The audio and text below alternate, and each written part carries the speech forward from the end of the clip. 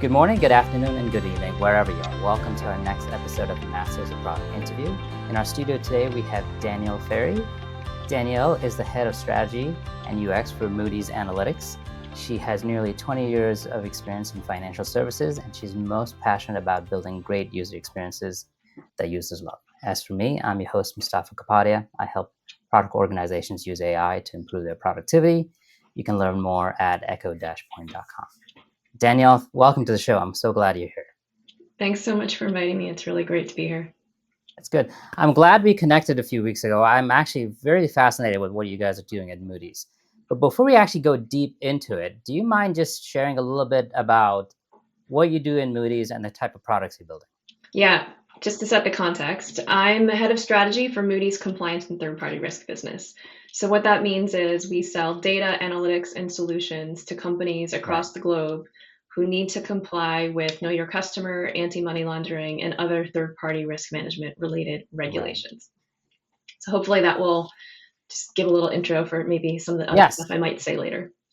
That sets a great picture for what we want to talk about. So with that context being set, tell me more about how Moody's is actually thinking about Gen AI or how they're adopting it, or what are some of the use cases you guys are thinking about? Yeah, it's actually quite exciting. We're leaning into Gen AI extremely hard. Last year, about this time, I think it was when we started hearing senior leadership. And I'm talking about the president of my business talking about Gen AI kind of nonstop. And so we've actually had over 98% of our company go through over 3 hours of Gen AI training last year. All of that training, by the way, was created internally.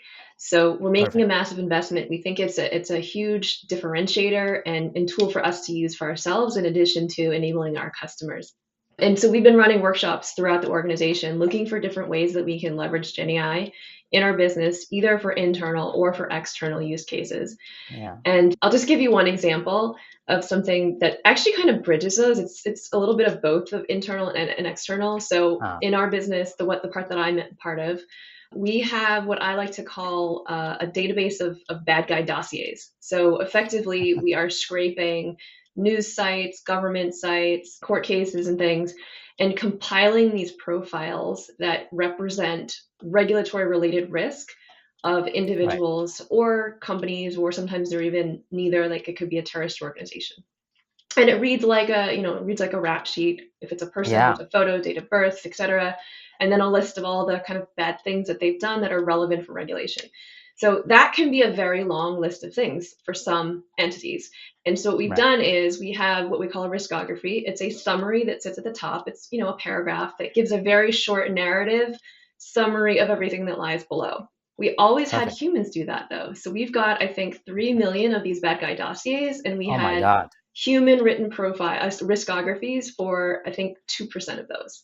So what we've done recently is we've used Gen AI to begin creating those automatically. So now we can have a riskography for every single of those 3 million profiles. So it's efficiency for us because then we don't have to have humans write those. And then it's efficiency for our customers because they don't have to necessarily read through the entire, dossier in order to understand what risk is evident around a particular individual or entity. I like it. And more importantly, it's also real time. So if you add more quote unquote bad actions, the summary hopefully updates itself. So you keep getting up-to-date information without relying on humans. Yeah. I love that use case. I actually want to ask, it's great that your company is actually investing so much in training and enablement, because I actually don't see that a lot. Or I should say it's changing over time. I'm curious, any use cases from that actually that you want to share about how people are using it internally? So we're talking a lot. This is stuff that I'm sure will resonate with you. We're talking a lot about how we can use it within the product teams for writing release notes, starting to write user stories, beginning of technical documentation. A lot of that stuff that gets done, which is somewhat routinized, that Gen AI can help with. We've been experimenting with different versions. I would not call that mature for us yet, but it's definitely an area where we think there's a lot of opportunity. Yeah.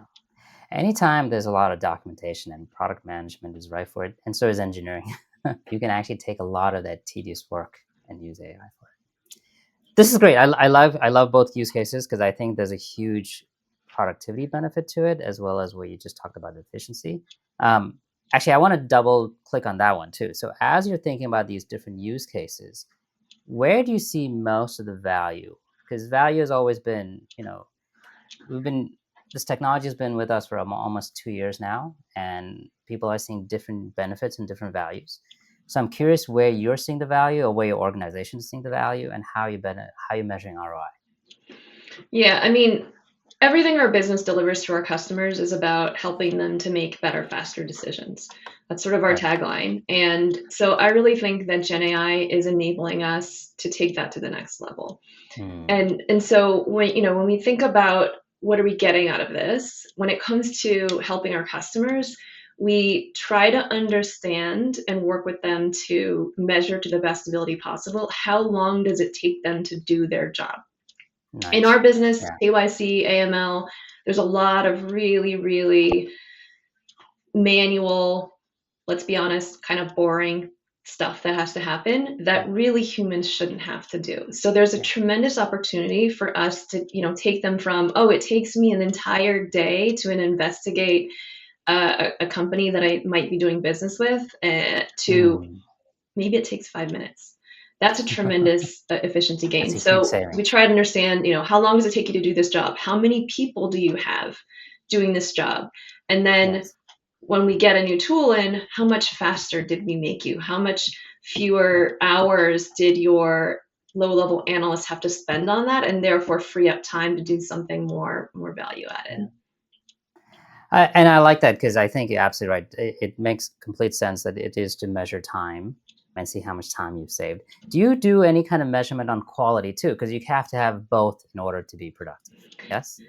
Yeah, we do. It's hard to do it quantitatively. It tends to be more of a qualitative judgment. We would get feedback from customers around whether they feel that they're getting the right answers, and of course they're the experts in what they do. They kind of know, but yeah, it tends to be more about the time. And actually, I'll give you another example of where we've done this. So we have a client, we worked with them to layer a chatbot or a co-pilot on top of one of our data products. So the way the data product presents, either as it's a data file, or there's a visual UI with a pretty network graph, but also they really wanted to be able to kind of interact with it in more of a chat function. And so we helped them layer this chatbot on top of it, and they told us immediately 30% efficiency gain just with the very first 7 prompts that they came up with. I mean, that's kind of astonishing. Yeah, but it sounds fascinating, but I think eventually it's going to be the norm. Right? It is, and that's the thing. That's the very first version. What happens next? When they did that in a month, I think. Yeah, I mean, I easily see at least 20% minimum, right? And my tagline is that you can save at least 10 hours per week per product manager. And if you just take that, and you actually even have just a small team of 20 folks, that's actually 4 additional headcount of work that you can do now by just using AI. Just so relevant in this time where we're always trying to be mindful of how much headcount we use. Did you ever measure the benefit of actually having AI write your release notes? Could you say that again? Did you ever do the benefit of how much AI saved you by writing the release notes? That's one of the use cases you just talked about. We haven't really gotten to the place where we're formally doing that yet. We're just experimenting with it right now. Yeah. So I don't really know, but I would imagine, I mean, that feels like the sort of thing that should be a slam dunk. I'm telling you, it's a great use case. One of the clients that I have is just putting that together, and they have a very small team who's doing release notes, and their team is maybe about 5 or 6 people who do it all the time, but it saved them over 1,000 hours. I'm not at all shocked to hear that. I mean, the other thing that Gen AI is really good at is synthesizing information, summaries. So, one thing that we're experimenting with, the results haven't been too good so far using a third-party tool, but is we have hours and hours of recordings from user interviews, and the work of tagging all of that to themes and insights, and then turning it into something that then the product team can action is a lot of work. And I don't think it diminishes the value of the user research team if they have a tool that can enable them to do that faster.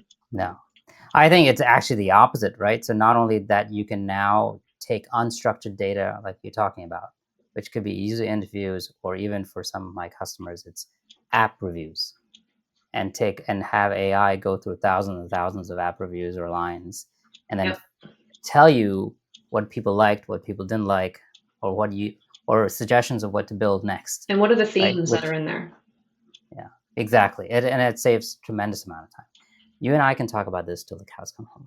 So I'm gonna get to the next question. As you're experimenting, and I know you mentioned the chatbot piece. As you're rolling out these new products, new features, or just new ways of working, I think is probably more appropriate. How are your customers reacting, or how are your internal employees reacting to AI? Are you getting pushback? How are because people have different emotions about AI, right? Some people worry. Some people think of it as the best thing to help boost productivity. Others are worried about it taking the jobs. So I'm curious what has been the reaction internally. And then let's talk internally first, and then let's talk about your customers next. Yeah. So internally, it's quite interesting. So we've actually got, this is something internally we've been building out, and we've now got, I think, this library of, I want to say it's 7 to 9 skills that can be used by our employees, and it's chat with your data, probe the news. It is a whole host of things. There's some charting capabilities, a lot of stuff. It's very cool, right? This has all been created internally, and there's a web portal you can go to, and we actually have a corporate scorecard goal to have everybody in the company using that regularly. That's how seriously Moody's is taking our investment in Gen AI, and also in having a Gen AI literate. And to be perfectly honest, I think we're probably lagging a bit on the usage. And I think part of that is just like, I actually just like to go to chatgpt.com to ask my questions. I prefer that way, but so that's not getting captured and tracked. But yes, I think it varies. I think, there's a population which is very excited. They're using it regularly, and they're going off on their own, and they're reading up, and they're, finding new things and new ways to use it, and they're sharing it. And then there's, folks who just, for whatever reason, are probably not using it very often. Yeah. But overall, it's been very positive. And I think it's one of those things where it's not just about efficiency for our teams, but it's also a really good way. It's like low-hanging fruit, like free money, in a sense of getting employees excited about working for a modern, innovative company. Yes. And that's, you know what, you're so right on that, because it is, first of all, it's a nice tool. I love playing with it, right? It's a nice toy. And I love the fact that you actually have so many people excited about it. The fact that you actually have guilds or playbooks is actually awesome too. Very few companies have that.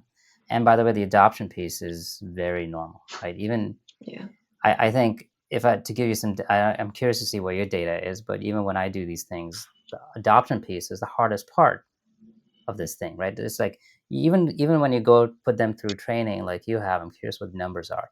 80% of the people will still not use it. You have to change your way of working, right? You have to change all the things you do. Like you go to Excel, you go to Outlook to write an email. Well, maybe now you have to insert a different tool or a different method or a different step, right? Although some of it's been built in. We've got, Copilot in Outlook now and things like that. But you have to make changes to the way that you work. Yeah. And do you guys use, and by the way, that's very hard for people, right? Because they have a process that works for them. And so it's hard for them to go to a different tool set. I'm curious, what do you guys usually use internally? Do you actually have just licenses with OpenAI, or do you actually use Copilot? What is your preferred LLM? We have our own internal instance of, I think, the OpenAI Copilot. Okay. Oh, good. Perfect. Yeah. That's the best kind, right? So it's nice and secure. So you don't have to worry about that, right? Our data is very sensitive. Yeah. Don't want that out in the world. Which actually kind of brings me to the next question. Actually, before I go to that, sorry, I asked you about the employee experience. Tell me how your customers are receiving it, or what have they shared with you? So customer reception has been really positive. It's interesting, we've been starting to roll out the Gen AI stuff in our products within the last year, and I would say overwhelmingly positive. I don't think I've heard anything negative, to be honest. On the other hand, I actually think it's been more positive than reception to our other AI products. We've actually been, particularly in my business unit, we've been working with AI and machine learning for a very long time. Right. And I think that the approach, the reception to those has been more conservative. So, like, we have a machine learning model. It's been trained on over 10 years worth of analyst decisions about name screening for anti-money laundering. So effectively, Right. Is this person who might or might not be my client, who I'm thinking about being my client, are they kind of in that database of bad guy dossiers that I mentioned earlier, right? And so the machine learning model effectively produces a confidence score of whether or not we think this is a match to one of our profiles. And it's a huge time saver, right? So an analyst normally would have to research all of that manually. They're doing Google searches, they're comparing photos, and this is a model which just gives you a score, and we can either just give you the score and let you therefore kind of sort potential matches and decide which one you want to look at first, or you can also set a threshold and say anything with a confidence score below X, don't show it to me. And so this is a huge time savings for our customers. And we have hundreds of customers using this, but we also have a lot of customers that just, they are not ready. They can't trust it. They don't understand, Really? how it works. And it's not that we don't offer that. I mean, we do lots of training, we do lots of onboarding, we do validation work with them to set that threshold to fit their risk appetite. But some of them, they're not ready to even go to that step of trying to understand it anymore. So I actually find that a little bit surprising, right? That people are more trusting of a chatbot than a machine learning model. And I don't know, maybe that's just because of my background. I have a background in econometric modeling, so that's that's something that I understand. I actually don't really trust the chatbots.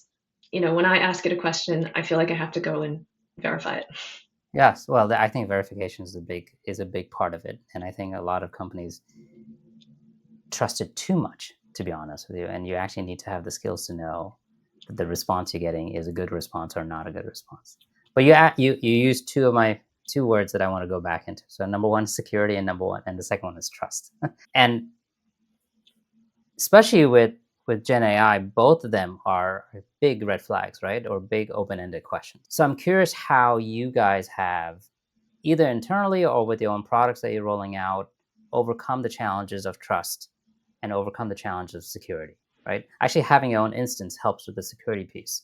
But is there anything else that you guys are doing? Yeah, I mean, yeah, we're pretty risk averse in that sense. I mean, we're a publicly traded company, and we pride ourselves on being a trusted brand above all else. So it's something we take super, super seriously, and everything is moving really fast. And one thing you didn't mention, which adds a wrinkle to all of this, is that the regulation around AI is emerging. We still don't know what is going to be required of us. So that leaves a lot of uncertainty about how to prepare for whatever that might look like, and not have to, rebuild everything later on. But I mean, so we have a lot of, risk and legal procedures in place that, have been around for a long time. They are adjusting to the world of AI. What does this mean when it comes to AI? Which ways should we, do things differently? What things do we have to do more of? What other people do we need to involve? Right. So, when it comes to AI models, particularly around the machine learning models that I mentioned, my team uses a lot of. We've been doing this for years. 3 years ago, we stood up an official model governance team. Nice. And so, we really started cataloging and documenting all of our models in earnest at that point. And we also put in place an integrated system that connects to the modeling tools so that we're tracking any model changes and the reasons for why we're making those. And then it's tracking for drift, and, there's alert systems and monitoring and all of that in place. So I think that's something that's a little bit more mature for us. The newer thing is really around, I think, broader governance across the organization, as well as coordination and making sure that we're not duplicating efforts. Now that we have the entire company kind of on the Gen AI train, trying to find ways to use it and using it, how do we make sure we're not duplicating efforts? How do we make sure that we really do have all the appropriate, checks and balances in place? So we've recently established in Moody's Analytics, which is the non-rating agency side of the business that I'm a part of, an AI product council. And so that's kind of looking across Moody's Analytics. What are we doing with respect to AI in products? Making sure that, all the relevant stakeholders are aware, and that there are processes in place for, Who do you need to engage with? When do you need to start talking to the risk committee about it? We've also established across all of Moody's Corporation an AI governance committee. And I was actually just yesterday asked to join a Moody's Analytics AI working group that will kind of feed into that committee. So we're in the process of standing up these, oversight committees that are ensuring that all the relevant stakeholders know what's happening and that we have all the proper procedures in place. Yeah, I think that's good. And frankly speaking, not just talking about AI, but just going back to my Google experience, you kind of need a little bit of both, right? Especially with new technology. You want people to experiment, and experimentation always has duplication. Yeah. Right. But then you want the best use cases to kind of bubble up, and then that can go to your council or the board that you have that can then codify and then scale it out to the rest. Right. And I think if you can get both of those things working, then you kind of get the best of both worlds. Yeah. Right? But also there's core components to the capabilities that don't need to be built by 6 different teams. Right. That's so true. we're also trying to make sure that, strongly encouraging and tracking the development of some of those skills and making sure that, we don't have 6 different business units all building the same skill because you definitely don't want them to building their own private LLMs. It's very expensive. It's hard to maintain. And, I'm still not sure if building a completely private LLM is the right way to go. Right. But you have to, right. But I was referring more to the use cases about how they use it. Yeah. To either put it into a product or how they use it internally, right? Because they will adapt to what makes sense to them more. And if you allow that experimentation, which is actually quite uncomfortable, I agree, because you never know how people are going to use it. But then if you can put the council around it, then you kind of get the both, right? Agree. We had this thing in Google in which it was always like, you can do pretty much everything that you want. And if there's duplication, that is actually part of innovation, but you still have to kind of go through the council, so to speak. So I was always surprised that for every initiative Google had, there was like 3 other teams working on the same thing. And that's just how that was the culture. But it worked because then the best team would come up with the idea, or then we would combine teams. I mean, I call that throwing spaghetti at the wall, which is the only way to get to the best answer. Yeah. And especially with something that is so new that you just don't even know, right? So having people use their creativity is the best way to harness it. I know we talked about privacy. I know we talked about transparency and trust. I love the idea about the council, so to speak. So tell me more about how the council is set up. Like, who's in the council? How often do you guys meet? What are the things that you guys are trying to solve? Or what problems are you trying to solve? Yeah, so I'm part of the AI Product Council. It's quite large, to be honest. We have stakeholders from across the business. I think we meet monthly. Okay. And it's actually meant to grow into a broader product council, but we're starting off with AI because that's the most relevant and new sort of thing that we're doing from a product perspective right now. And so we're almost using the AI as the pilot use case for the product council, if you will, right? Nice. And we come together and we make sure that we are tracking, a certain subsegment of AI product initiatives that are happening. And when I say certain subsegment, I mean, the things that are kind of the bigger new products, new launches, not mini features, that sort of thing. And that really it's for awareness mostly. Yeah. It's not so much about asking permission. It's just, hey, let's make sure that we do have a portfolio level view of the investment we're making in AI in our products, and that we are connected, because also that can lead to those great conversations where you realize, oh, you're doing something that's sort of related to what I would like to do. Well, maybe we should. Cross-pollination of ideas is fantastic, right? Yeah. How big, when you say it's big, like how big is it? Like, are we talking 20 people? We're talking hundreds of people? What? No, probably 20 to 30 people. Okay. Yeah. Still manageable. I mean, it's for the size of Moody's. That's fantastic, right? Yeah, it's a lot of people for one meeting, though. Yeah. It also slows things down, so I hear you. So far, I would say has not been slowing things down, but I agree. Oh, good. The concept of a council at the centralized level can, if not executed well, slow things down for sure. Yeah, good. And especially given your background in innovation, you know how centralization and decentralization works and doesn't work. Yeah. Any other challenges you guys are facing as you're trying to bring this new technology or adopt this new technology? I mean, when it comes to machine learning models, going back to the stuff we were talking about earlier and the conservative nature that we've found in some of our clients, the black box discussion comes up a lot. Yeah. Right. I need to understand how it works. And explainability is not a fully fleshed out realization from a technical capability perspective. So I think that's always something that we struggle with, and we try to introduce it where we can, but it's never quite as clear as some people find. Do you find that it's because, and I know you talked about the machine learning example earlier, is it just because the people don't understand it well enough that they have a hard time trusting it? Because people don't understand AI, and yet they seem to trust it more sometimes. Yeah, I think that's true. It's because I think that some people equate AI to magic, and I think there's this notion of, well, magic can do anything, so of course it could do that, right? But there's something a little bit more concrete about machine learning models. I think that people have a slightly better understanding of what it is, but not enough to get comfortable with it, if that makes sense. No, and you're right. I actually have more control with machine learning. Like you said, with giving you background, you know exactly what models are you doing. You know the algorithms. You can predict the output. All right, you can't do that with AI, right? You ask the same question, you're going to get two different answers. Yeah.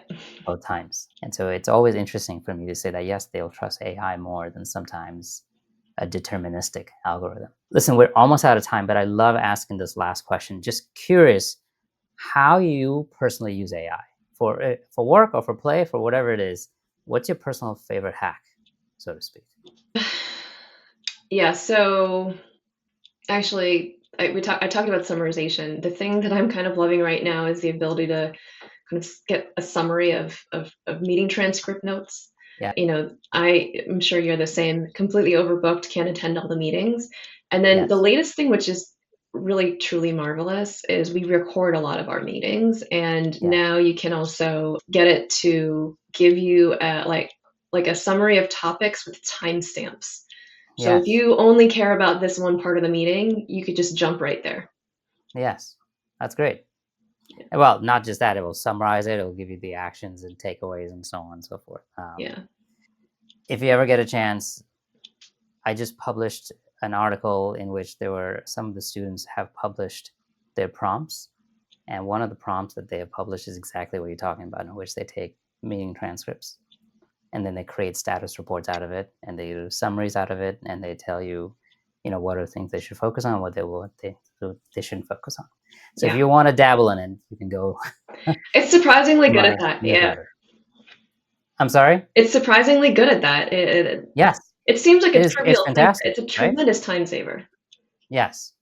And it's all those little things that add up, right? Which is why I say, saving 10 hours a week is not that big a leap of faith, right? I want to get to 20 hours a week. Yeah. It's good. Well, Danielle, this has been fantastic. I would love to have you back in like 6 months or so, and then figure out where you guys are in the arc.